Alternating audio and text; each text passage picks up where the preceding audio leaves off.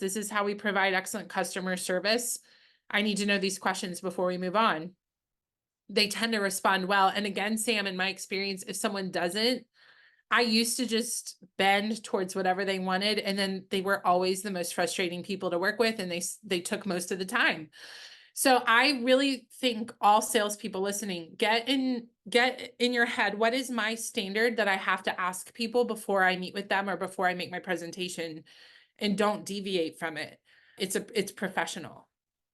Yeah, I If agree I with if I you. went to the doctor and I told the nurse, "No, I don't want you to take my weight or my blood pressure or any vital signs. I just want to see the doctor."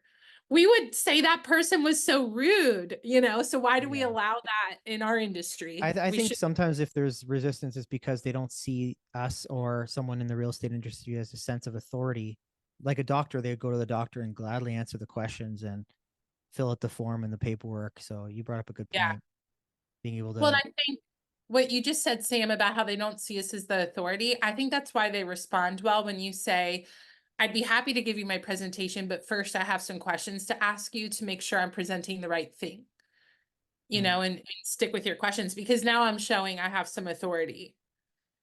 yeah, absolutely. So the takeaways too from what you just said is, if you're in sales, you have to develop some sort of framework, a presentation, language patterns, which we'll talk about your course as well, which I think is great.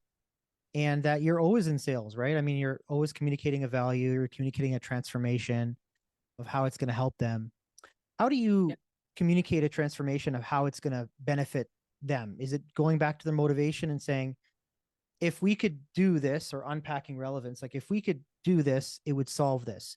Is that sort of a framework that you use quite a bit to help, or do you do it away from pain? For instance, you know, by Yeah. not doing this, you could potentially lose this. What are your thoughts? Yeah. So it really depends on what the client has said that they want.